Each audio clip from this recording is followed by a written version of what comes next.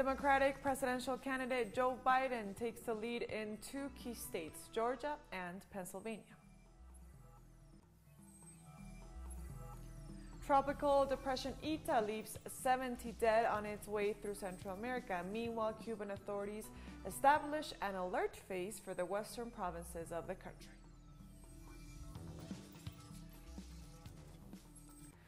And French authorities pay tribute to the 3 victims killed in a knife attack at a church in the southern French city of Nice.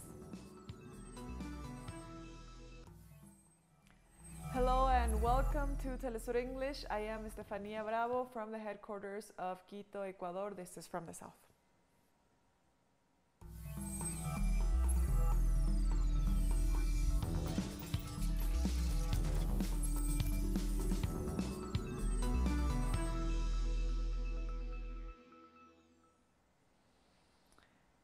In the U.S., a judge associated with the Supreme Court in Pennsylvania ordered to separate the ballots that arrived by post after the general elections of last Tuesday, November the 3rd.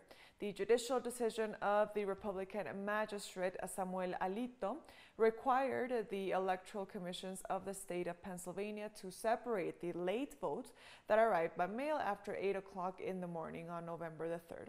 Alito assured that the votes would be kept safe, protected, and also sealed in the container separate from the best of the ballot receipt. The measure follows the demand issued by the Republican Party against the Democratic Party and the Pennsylvania Secretary of State for the alleged commission of non-compliance with an instruction of October the 28th establishing the separation of the ballots.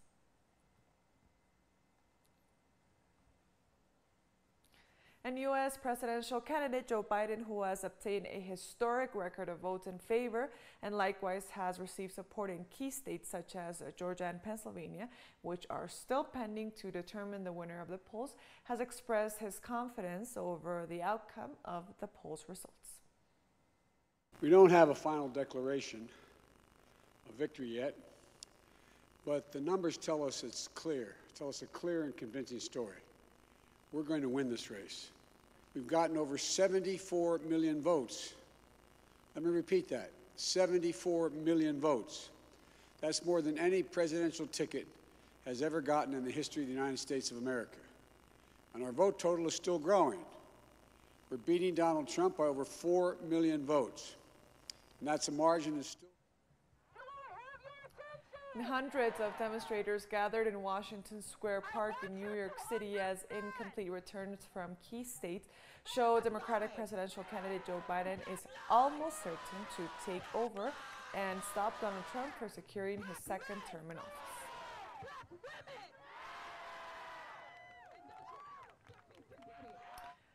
The Republican National Committee Chairwoman Ronna McDaniel has promoted unsustained claims of voting irregularities in the state of Michigan and demanded an investigation, claiming that the people counting votes were told to backdate ballots in order to skew numbers more favorably for Democrats. And that any irregularities that have occurred, whether by malicious intent or incompetence, are fully investigated to the fullest extent allowed under the law. Democrats are damaging the country in the process of a smooth transition of power by not allowing a... Meanwhile, crowds have gathered in McPherson Square close to the White House as results show Democratic candidate Joe Biden is edging closer to victory, with some 40,000 votes remaining to be counted. In Pennsylvania, many from heavily Democratic areas, Biden opened up a 12,400 vote lead over the Republican incumbent Trump, according to real-time state election results.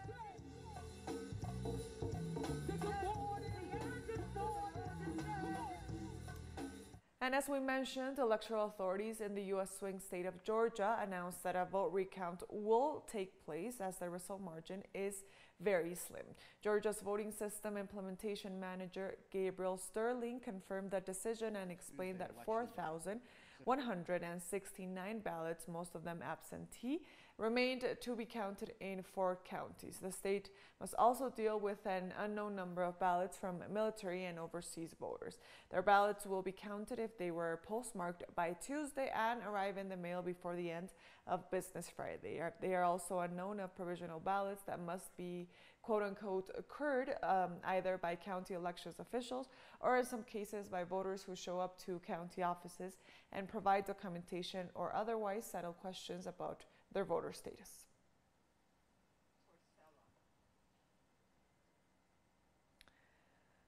Moving on, Argentina's President Alberto Fernandez has announced that he's holding talks with his Russian counterpart Vladimir Putin in order to reach an agreement for the purchase of a set of doses of Russia's Sputnik V COVID-19 vaccine to be administered to 10 million people in December.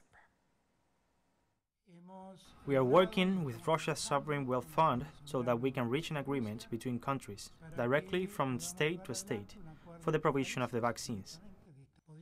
We could cover 10 million people with the 2 vaccines, to be administered on the 1st and 21st, if all goes well, by the end of December.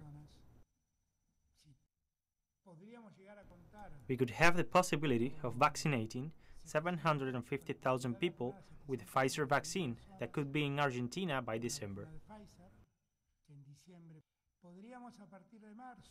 We might have the AstraZeneca Oxford vaccine in March, and we also made an agreement to seek one of the Chinese vaccines.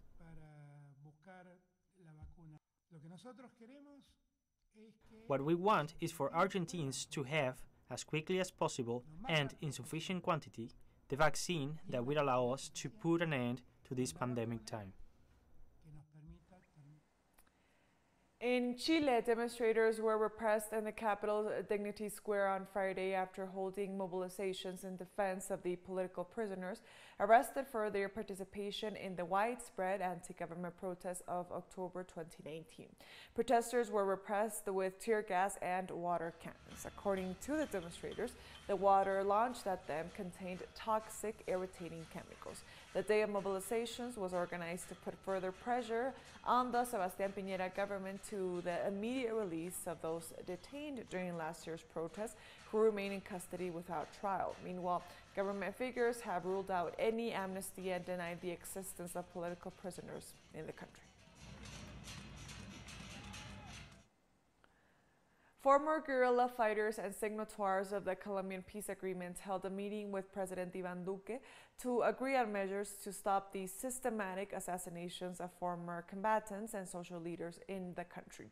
During the meeting, the Colombian executive reiterated its supposed commitment to peace and noted it was deciding whether to advance the delivery of resources for the process of the political and social reincorporation to civilian life of former guerrillas. So the two sides met after several demands were issued by signatories to the peace accords to address the escalating violence in the country, as well as the social crisis and the lack of guarantees that they suffer in their home territories. Before the head of state, they denounced the systematic murders of social leaders as well as the continued presence of paramilitary groups. We have always been willing to meet. We met the day before yesterday, and in 3 hours we reached 100% agreement on the proposals, including the visit, in what the president calls home of all Colombians, Nariño Presidential Palace. We see it as a great act of implementation of measures against stigmatization, or the dismantling of stigmatization. It was a dialogue. It was an exchange, we would say, in that framework of civility. Let's take a short break now. Join us again after this, but also be sure to follow me on my Twitter account at @teleSUR. See you soon.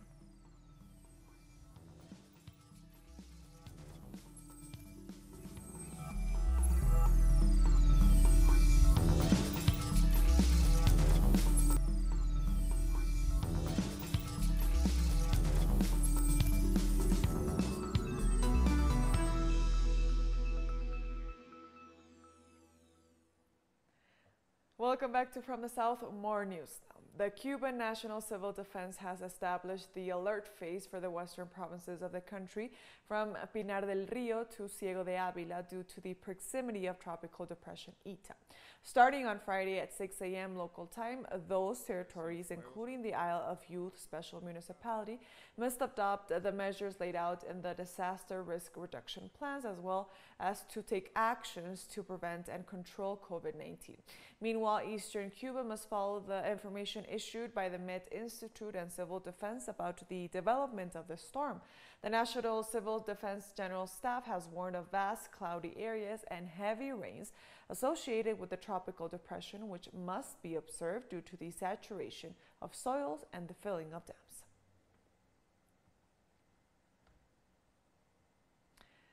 And tropical depression Eta left 70 dead on its way through Central America, with landslides and floods causing serious damage to agricultural, livestock, and industrial infrastructure.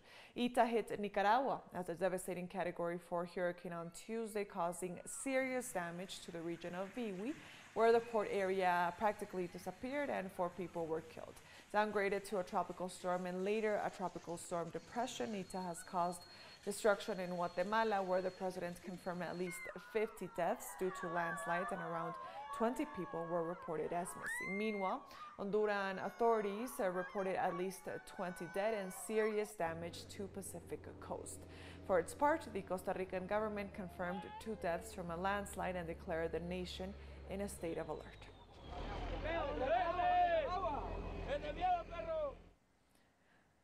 And Guatemala's president has announced that about 150 people have either died or remain unaccounted for due to mudslides caused by powerful storm Eta in a hard-to-reach village. At the moment, we calculate that between the dead and the missing, unofficial counts more or less 150 deaths, and we say unofficial because we do not have it totally confirmed. I repeat, we cannot enter Alta Verapaz. I have many messages of my cell phone. In my emails, where they ask me to come with help, we cannot get there. We do not have any way to get there. Cuban Foreign Minister Bruno Rodriguez received his Iranian counterpart Mohammad Javad Zarif in Havana this Friday as he conducted a working visit to the island. During the meeting, the 2 ministers agreed on the positive state of their bilateral relations and reiterated the will to promote economic, commercial, and cooperation ties. They also exchanged views on issues of mutual interest in the international sphere, such as the peaceful use of nuclear energy and technology to contribute to the socio-economic development. And he also condemned the decision of the U.S. government to unilaterally withdraw from the Joint Comprehensive Plan of Action, or the Iran nuclear deal, a move that goes against the peaceful coexistence of states and poses serious consequences for the stability and the security of the Middle East. This is a very important occasion to continue deepening our high-level political dialogue and to further promote economic, commercial, cooperative, cultural, scientific, and academic ties. Iran and Cuba have stood together in the face of pressure from the United States, pressure that can only be considered as economic terrorism. Shifting gears, Venezuelan President Nicolas Maduro led a working meeting with business people from the People's Republic of China within the framework of the anti-blockade law in order to strengthen strategic alliances to promote economic development. The center of the anti-blockade law is the construction of new alliances for the development of the real economy that will satisfy the social and economic needs, that will satisfy the needs of the working class, of male and female workers, of the Venezuelan family. Since the Venezuelan president emphasized that his country, Venezuela, has been subject to the vested interests of the elites that govern the United States. Venezuela has been the subject macabre trial by the white supremacist elite that has ruled the United States in recent years. Threats of military invasion, manipulation, and lies about our political system, and acts, especially in the economy, based on a framework totally removed from international law, from global legality, the so-called economic sanctions. When one speaks of economic sanctions, one speaks of the financial, commercial, energy, political prosecution against the economy of an entire country. This Friday saw continued demonstrations in the Uruguayan capital Montevideo by workers of the Ministry of Social Development to reject the wrongful dismissals and delays in the payment of salaries to at least 100 technical employees. The protesters also denounced a budget cut by the government, which they argue could affect social policies and worsen the economic crisis faced by workers, reducing the possibilities of the necessary financial stability to meet their daily needs. They also condemned layoffs, which were not negotiated with workers, and months-long delays in the payment of salaries. Well, in fact, for 5 months we've been denouncing a very critical situation, which is that the ministry is not paying a proportion of the salaries, and to that reality is added that last week they informally communicated to us the unfair dismissal of 3 workers, 3 technicians who entered through a contest, who also undertake technical tasks in their territory. And we had agreed that this was not the policy that the government was going to adopt regarding human resources, but that is what's going to present through collective bargaining, the reasons why it was going to lay off the people it required to, and that through the union these people could carry out their defense. We're taking one last break now. Join us again after this.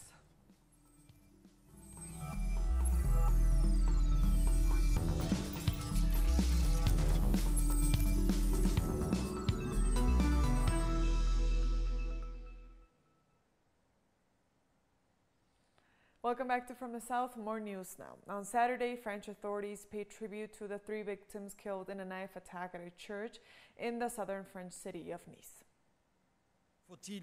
We need to remind you here and in front of you that this terrible attack left 86 people dead and 458 injured that day. It is France that is always the target of terrorism, but Nice has paid a heavy price. I have come today to express to the police of Nice, in your presence, Mr. Mayor, my emotion, compassion and indignation. These feelings are shared by the whole nation. In Nice, on October 29th, terrorism targeted freedom of worship, as it did in Saint-Étienne-du-Rouvroy on 26 July 2016, where a priest's throat was slit while he was celebrating Mass. No religious celebration is an offense in secular republic that respects religion for what it is. Libyan politicians from the war-ravaged North Africa's nation-rival government met for the latest round of peace talks in Morocco. The lawmakers met in the coastal town of Bousounika, south of Morocco's capital, Rabat, for talks that came ahead of a major meeting in Tunisia slated for November the 9th. The talk follow a permanent UN-backed ceasefire agreement signed in Switzerland last month, intended to pave the way towards a political solution to the country's ongoing conflict. Libya, with Africa's largest proven crude oil reserves, has been racked by conflict for nearly a decade, since the 2011 intervention launched by NATO and the overthrow and the assassination of the country's leader, Muammar al-Gaddafi.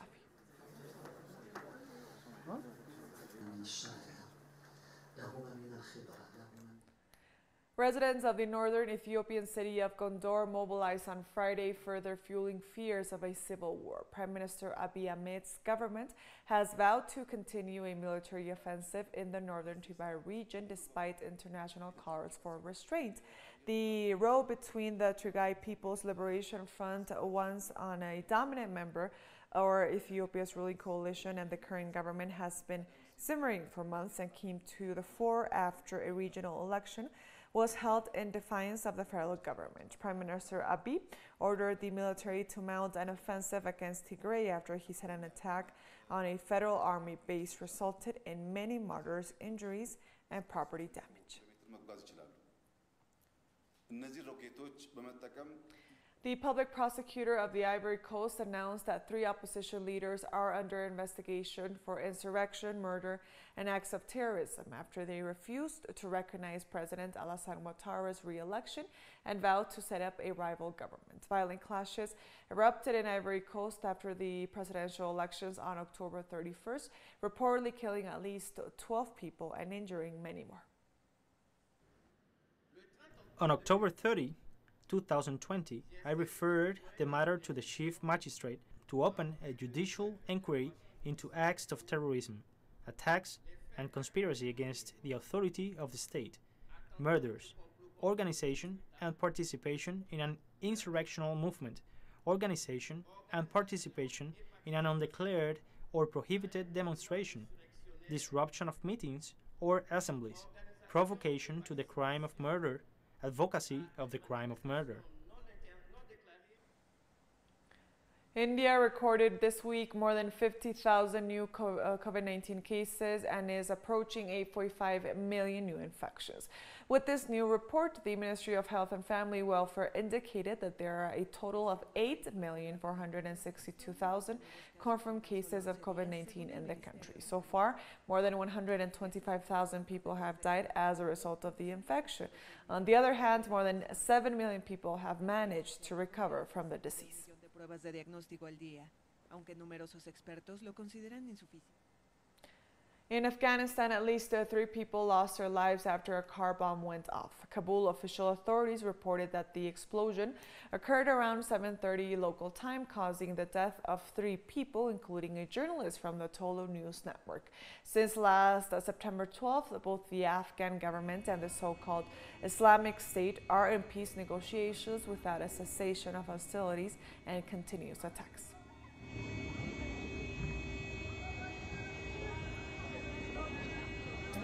In Iraq, anti-government protests held this Saturday has left at least 1 dead and 7 injured. Mass demonstrations against the government returned during this day in the southern city of Basra. Riot police opened fire after protesters attempted to erect tents in a public square and continued to protest. The violent repression continues even after a young demonstrator was shot dead on Friday as gunmen killed an activist in the capital, police and medics said. Almost 600 people have been killed since October 2019, mostly in clashes with security forces.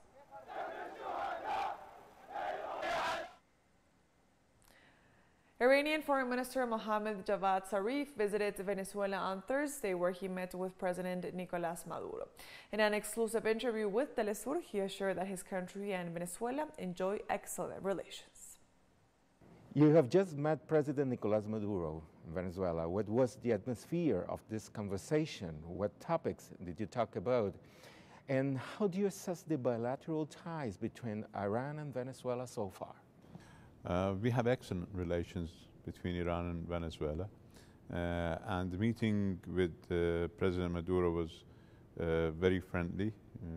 He was very gracious to receive me at his home.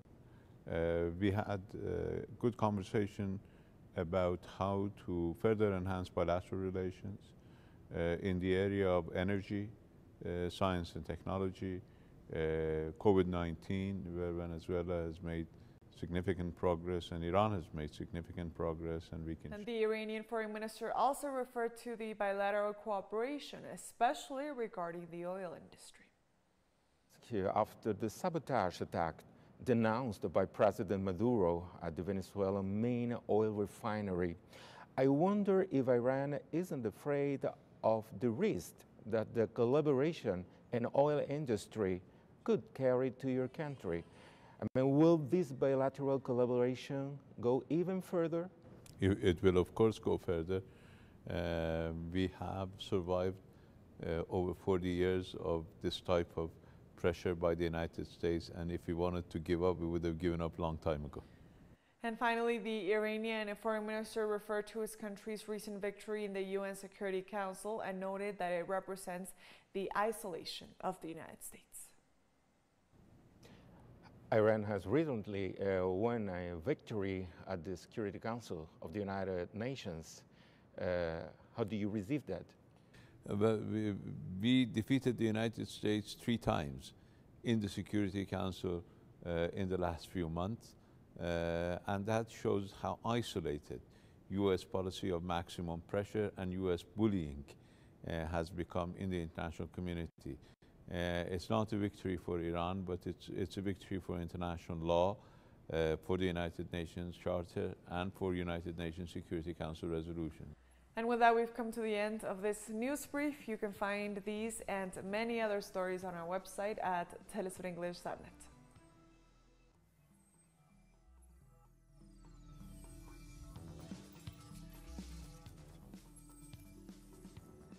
And also be sure to follow us on social media. We are on Facebook, on Twitter, and of course on Instagram as TeleSUR English.